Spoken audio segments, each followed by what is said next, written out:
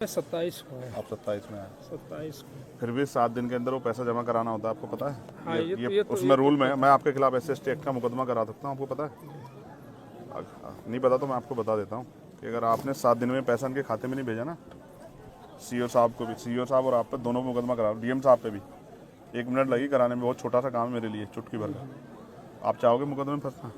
ये अच्छा नहीं है। दूसरी बात, अभी तक इस परिवार को परमानेंट सुरक्षा नहीं मिली और आप जानते हैं क्या माहौल है, ठीक है? PSC लगी हाँ, आप पहले परमानेंट सुरक्षा ऑर्डर कराओ इनके लिए, लगी है। ठीक है? PSC ठीक है, अच्छी बात है लगी, लेकिन परमानेंट सुरक्षा का ऑर्डर कराओ। ये कहीं जाएंगे तो क्या करेंगे? कहाँ जाएंगे? PSC बंद के बैठ जाएंगे? इनके बच्चे क्या स्कूल नहीं जाएंगे क्या? हमारी ये जिम्मेदारी है कि यहाँ सुरक्षित माहौल बने। वो कैसे बनेगा? वो तब बनेगा जब हम इसको प्रशासन के माध्यम से। यस, अब वो नहीं बन रहा है। आप इस बात को समझ सकते हो, मैं इस बात को समझ रहा हूँ और आप भी समझ लो, नहीं बन रहा है वो।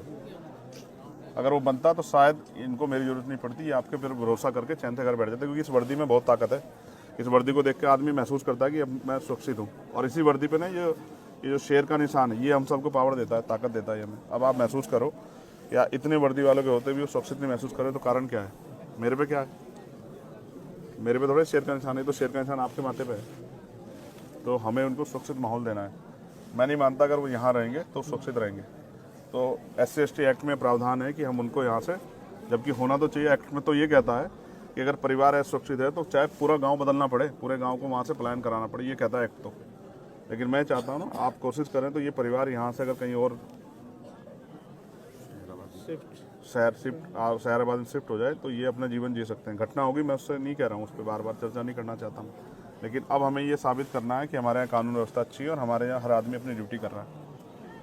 एक्ट ये कहता है, आप पढ़ लेना, मेरा पढ़ा हुआ है, कि अगर परिवार असुरक्षित महसूस करता है तो पूरे गांव को प्लान कराना पड़े तो पूरा गांव प्लान होगा। लेकिन मैं आपसे कह रहा हूं कि हम इस परिवार को शिफ्ट करा सकते हैं, इस परिवार के लिए कहीं रहने की व्यवस्था हो जाए, ये सह सम्मान रह सके, और ये लड़ाई यहीं किसी उसमें रहे, ये लड़ाई बढ़े ना, क्योंकि मैं और आप जानते हैं आरोपी अपनी जान बचाने के लिए इनको नुकसान पहुँचा सकता है। मैं एक बात से सहमत नहीं हूँ, जब पीड़ित वो छोटा बच्चा जिसने देखा, उसकी पत्नी कह रही है कि मोहित मौके पे था, फिर उसको इग्नोर नहीं किया जा सकता है। आप ऐसा मत करो कोई भी, आप उसको अरेस्ट करो, ठीक है? अरेस्ट करो और कोर्ट में चार्जशीट में बताओ क्या है, वो है या नहीं है। उसको ऐसा मत करो कि उसको खुली छूट मत दो, इससे न्याय नहीं होगा, बिल्कुल नहीं होगा ऐसा न्याय। आप उसको अरेस्ट करो, सबसे पहले उसको अरेस्ट करके जेल भेजो और अपनी चार्जशीट में बताओ क्या है। कोर्ट को बताना कि भाई आपने क्यों उसको किया, आपने FIR है ना नामजद उसके खिलाफ। आप जज मत बनो, सब लोग जज बनना गलत है, ये आपका काम है ही नहीं है, मेरा आपका काम नहीं ना, ये कोर्ट का काम है। अगर ये हत्या किसी दलित के बच्चे ने कर दी होती ना, तो आप तो पूरे परिवार को चौराहे पर ला देते। पुलिस में जानता हूँ अच्छी तरह से, ठीक है? उनके मकानों पे बुलडोजर चल जाता। मैं नहीं चाहता किसी घर बुलडोजर चले, मेरे उसके परिवार से कोई लड़ाई नहीं, लेकिन आप मोहित को अरेस्ट करो। जब वो उसकी पत्नी कह रही है, वो आई विटनेस है ना, उसका बेटा भी, वो भी कह रहा 12 साल का कि वो मौके पे था, तो आप कोई फैक्ट पे मत जाओ। अभी फैक्ट आप कोर्ट में पेश करना, उसकी बेल के टाइम दे देना, उनकी मदद कर देना, मुझे कोई दिक्कत नहीं है, लेकिन अब आप उसे गिरफ्तार करो। और अगर आप ये सोचते हो कि भाई गिरफ्तार नहीं करेंगे तो फिर मुझसे कोई उम्मीद मत करो, बिल्कुल। मैंने तो कह दिया कि हम 8-10 दिन बाद एक बड़ा प्रोटेस्ट करेंगे और अनिश्चितकालीन करेंगे, बिल्कुल। मुझे कोई वो नहीं है, मेरे पास कोई ऐसा मेरी नौकरी नहीं है ना, मैं कोई ऐसा, मैं सदन में मेरे बगैर नहीं चलेगा, मैं नहीं जा रहा हूँ कहीं भी, मैं तो आ जाऊँगा। आप तय कर लो अपने, उससे मैंने आपको बता दिया 2 चीज़ें। एक, आप लाइसेंस की व्यवस्था कराओगे उनको, आर्म्स लाइसेंस उनका बनवाओगे, ये दोनों बच्चों का, ये इनका राइट है।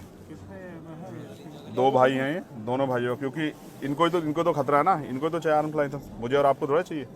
जिसको खतरा उसी को जरूरत है ना भाई। आर्म लाइसेंस किस लिए? उसी के लिए ना जो जिसको खतरा है सुरक्षा में। तो जिनके भाई की डेथ होगी और जिनके परिवार में पहले से भी, मैं पहली घटनाओं पर नहीं जा रहा ना कि वो संदिग्ध मान रहा हूँ मैं उनको, लेकिन उनको तो अभी तो उनका ताजा हुआ है ना, और उनको धमकी मिल रही है। कौन है वो? विजय सिंह, क्या नाम बता उसका? विजय सिंह जो धमकी दे रहा है, ये क्या बात हुई? क्यों शर्मा जी, ऐसे धमकी मिलेगी तो फिर पुलिस का क्या फायदा? उसको कहो ना धमकीबाज को, हैसियत में रहना। क्या हो गया कि मर गए क्या लोग इस देश में? क्या नाम है उसका? विजय सिंह। वो पहले भी कई बार जेल वेल गया, ये उसकी बेल कराता तो जेल गया है। ऐसा मत सोचो ना, ये ऐसा माहौल मत बनने दो ना, आपकी वर्दी पे साख पे बात आ जाए, ऐसा क्या होगा? आपके लिए भी जाति में मायने रखती है? मुझे तो नहीं लगता मायने रखती है, बिल्कुल नहीं रखनी चाहिए। जब आपने वर्दी पहन ली और आप उस कुर्सी पे बैठ गए तो कोई जाति नहीं हो सकती है। तो इसलिए आपसे कह रहा हूँ, एक तो उसको विजय को समझाओ कि अपनी हैसियत में रहे, उससे बाहर ना जाए। अगर वैसा मन हो तो फिर ये खराब हो जाएगा, और हम किससे कमजोर नहीं है, ये बात अच्छी तरह समझ लें। और हमने कई बार, राजीव हमारे यहाँ रह गए, वो जानते हैं, हम उसमें पढ़ना नहीं चाहते, बिल्कुल कह रहा हूँ, बिल्कुल। लेकिन अगर बच्चों पे आँच आ गई ना तो मुझसे नहीं बुरा होगा कोई, ये बात आप सोच लेना। नहीं अगर अब किसी ने मुझे बताया ना, मैं इनसे मैंने दे दिया नंबर, इनको टच में रहूंगा। अगर इन्होंने कहा धमकी कोई दे रहा है तो फिर मैं यहीं आके बैठ जाऊंगा, निश्चिंत रहिए, मैं नहीं जाऊंगा, ये मेरा घर है। फिर आप अपने आप संभालना के। प्रॉब्लम नहीं कि वो हम देख लेंगे इसको। बिल्कुल निश्चिंत रहिए। एक इनका पारिवारिक लाभ अलग कर दिया गया है, ठीक है, एक जो है मुख्यमंत्री बाल सेवा योजना ठीक है, वो कर दिया गया, वृद्धावस्था पेंशन ठीक कर है। दिया गया। और आप रहने वाले कहाँ के? मैं अम्बेडकर नगर का हूँ। Very good. मैं आपसे रिक्वेस्ट कर रहा हूँ, आपकी कलम में बहुत ताकत है, और डीएम साहब से मैं कहूँगा, एक तो इनके लिए पेंशन का प्रावधान है, इसकी माता जी के लिए वो पेंशन का प्रावधान आप कर सकते हैं, जबकि इसमें कल ही चर्चा हुई है। हो गया आप भी जानते हैं ना भाई, कल से पहले चर्चा नहीं हुई ना। 27 को ज्वाइन किया तो मुझे पता चला, तो मैं फिर आकर एक्टिव किया। आप महसूस करो ना, कल ही इनसे आधार कार्ड मांगे ना, ये नहीं हुआ है। देखो, अगर आप ही सब लोग अपने आप सही कर देते ना तो मेरी जरूरत नहीं पड़ती। क्या करेगा चंद्रशेखर? मैं भी आपसे ही कहूँगा ना भाई, मैं किसे कहूँगा? तो नहीं हुआ, वो सच बात बता रहा हूँ, नहीं हुआ, उस तरह से नहीं हुआ। हो सकता है कोई दबाव, कोई प्रेशर हो। आधार कार्ड ज्वाइंट खाते के लिए मांगे गए होंगे बच्चों कल वो सबसे पहला वो है, वो एक्ट का हिस्सा है, वो हमारी ताकत है। पहले आप ये बताओ, ये लड़ेंगे कैसे ये अपने भाई? अगर वो बेल के लिए हाई कोर्ट चला जाए, यहाँ उसको बेल ना मिले 302 में, वो हाई कोर्ट चला जाए, तो ये हाई कोर्ट जाके उसको अपोज कैसे करेंगे आप बताओ? उसमें चिन्हित भी करा दिया उसके बाद को यहीं से जल्दी उसे सजा कराने का भी प्रोसेस चल रहा हुआ। नहीं तो उसको ना फास्ट ट्रैक कोर्ट में हम लेके जाएंगे, तब वो होगा। लगवा दिया है ठीक है, और जल्दी से जल्दी उसमें सजा। मैं ये बात आपसे इसलिए कह रहा हूँ, ऑपरेशन कन्विक्शन चल रहा है, उसमें उसको करा दिया गया। सीरियसली कह रहा हूँ। जब मुख्यमंत्री से बात करते हैं हमें बड़ी खुशी होती है कि भाई ये न्यायप्रिय प्रदेश बन गया है, कानून व्यवस्था अच्छी। और जब ऐसी घटनाएं होती है और उसमें अधिकारी कर्मचारी का रोल ऐसा होता है ना, तो बहुत अजीब लगता है कि क्या दलितों के लिए, मैं नहीं कह रहा था वो, मगर ये सच है, कहना पड़ेगा, क्या दलितों के लिए कानून अलग है क्या देश में? नहीं, वो तो संविधान से ही चलता है, तो संविधान। फिर ऐसा कैसे? मैं तो देखता हूँ ना सब चीज़ों को, मेरे पास सारी घटनाएं आती है, मैं जाता नहीं हूँ। मैं इसलिए नहीं जाता कि इसका परमानेंट सोल्यूशन ढूंढ रहा हूँ मैं, इसका परमानेंट सोल्यूशन जाना नहीं है।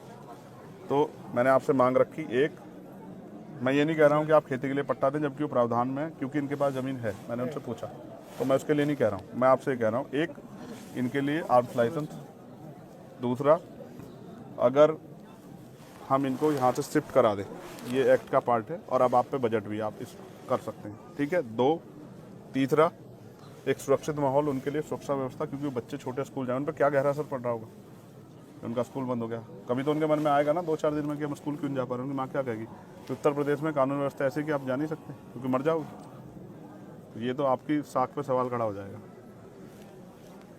फास्ट ट्रैक कोर्ट में मुकदमा और परिवार को मुआवजा सरकार दे तो बहुत अच्छी बात है, हम तो करेंगे, हम लोग आपस में मिलकर करेंगे, हमने तय कर लिया। जितने हम बड़ी पंचायत बुलाएंगे उतने हम करेंगे, चाहे हमसे जो भी जुटे वो हम करेंगे। मैं आपको नहीं कह रहा, लेकिन आप चाहो तो कर सकते हैं। ये दुआएं देंगे सब लोग आपको कि भाई किसने हमारी मदद की। देखो, बाप कुछ भी हो, चाहे मिट्टी का हो, लेकिन वो अपने बच्चों को किसी के आगे हाथ नहीं फैलाने देता। वो कोशिश करता है कि वो उनकी सारी लड़ाई लड़ दे। 2 छोटे बच्चे हैं, क्या उनकी शादी कौन करेगा? जब वो उनकी शादी को समय आएगा, आप और मैं कहाँ होंगे पता है थोड़ा, और कौन जिंदा रहेगा कौन है ये भी नहीं पता ना। लेकिन वो बाप था ना, वो सब कुछ कर लेता, चाहे वो कैसे करता, लेकिन वो कर लेता। लेकिन ख़त्म कर दिया ना सब कुछ। तो इसलिए आपसे कह रहा हूँ कि आप कोशिश करो कि ये सब चीज़ें हों। उनकी पेंशन की व्यवस्था, इसकी व्यवस्था पेंशन की तो हो गई, पेंशन होगी, पेंशन का हो गया, SC ST वाला ठीक है। उसमें चार्जशीट लगा के, चार्जशीट में दाखिल करोगे तो उनके बाकी पैसे, ठीक है, सब एक मुश्त दे दिया। ठीक है। अब इनकी असला का लाइसेंस, ठीक है, एक इनके लिए परमानेंट सुरक्षा। और क्या बचा, किस पे चर्चा की थी मैंने, क्या कहा था तुमसे? बच्चों उसके लिए 2500 रुपए के लिए वो शिक्षा जो है तो मिलेगा, वो कर सकते हैं। मैंने एक डीएम साहब से कराई थी उनके बच्चों की, हाँ, दो बच्चों को मिलेगा 2500 रुपये पर मंथ। हाँ है वो 2500 रुपये का प्रावधान है एक बच्चे का। 3 में से 2 का होता है वो। मैंने कराया, मेरे अच्छी तरह, आगरा में एक डीएम थे, उन्होंने, बहुत अच्छे डीएम थे, उन्होंने मुझसे बात की और उन्होंने करा कर दिया, ठीक है। बस अब मैं ये चाहूँगा ना, एक सबसे बड़ी जो है ना, जो साख पे सवाल आया खाकी की, वो ये है कि वो जो दूसरा आरोपी है जो मौके पे मौजूद था, जब वो कह रहे हैं, मैंने उनको कसम धर्म दे के सब कुछ पूछ लिया और मैंने ये भी कह दिया, सारे फैक्ट बता के पूछ लिया कि भाई इससे कमज़ोर हो जाएगा, तो वो कह रहे हैं वो मौके पे था। तो अब आप उसमें कोताही मत बरतो। वो ताकतवर हो सकता है, मैं समझ सकता हूँ, लेकिन ऐसा मत करो। नहीं कानून से बड़ा ताकतवर कोई नहीं हो सकता, आप समझो, ठीक है ना। बिकरू याद है ना आप लोगों को? कानून से बड़ा फिर क्या हुआ, और अभी हुआ एक दरोगा जी को लगी ना, फिर उसको विनय वर्मा को लाके कि हम वो मौके पर वो करवाने गए थे, बरामदगी, और वहीं मौके मार दिया पुलिस ने। हम सब जानते हैं, तो हम सब देखते हैं, हम नहीं वो कर रहे ना। जो गलत कर रहा है उसके साथ गलत करो, लेकिन सही के साथ गलत हो रहा है तो फिर ये अच्छा नहीं है। तो इसलिए उसको अरेस्ट करो। राजीव भाई और कह देना चारों मैडम से मैं एक ही उस तक वो करूँगा, मैं आज उनकी रिस्पेक्ट करूँगा अगर वो इस काम कर देंगी, और नहीं करेंगी ना ऐसे ज़्यादा धमका रही है ना। वो जो सुन रहा था मैं अभी, आप थे पता नहीं कोई अंदर ही, तो कह रही है अच्छा इनकी ज़्यादा मदद करोगे ना और इनको भड़काओगे तो मैं तुम पे ठोके, क्या कर देंगी, ठोके मुकदमा। नहीं ऐसे नहीं कह सकते, मैं आपको सुनाऊँ, आपको कभी नहीं कह सकते, सुनाऊँ आपको कभी नहीं कह सकते। राममोहन जी सुनोगे? चलिए ठीक है, वो हम बात कर लेंगे। भेजिए, हम सुन मैंने सुन लिया ना, मैंने सुन लिया। मैं रहा हूँ आपके पास। मैं बिल्कुल, मैं विदाउट फैक्ट कोई बात नहीं करता हूँ। देखो जो मुझे जानता है ना वो जानता, मैं बिना उसके नहीं बहस करता हूँ। मैंने वो सुनी हो, कह रही है हम करते रहे अपना काम, तुम्हें कोई बात करनी हाँ करो, उनसे बात, उनके रिश्तेदारों को नहीं बात करने, तो क्या कर रहे हो, ऐसे होता है कानून व्यवस्था। अधिकतर तो सारी जितनी भी आपकी बातें हैं एसडीएम साहब ने बताया था, परसों ये प्रोसेस में पूरी होगी। एक लाइसेंस वाला इनका फार्म मैं लाइसेंस और स्थापन के लिए मैं आपको एक सीनियर अधिकारी मानते हाथ जोड़ के आपसे आग्रह करूंगा।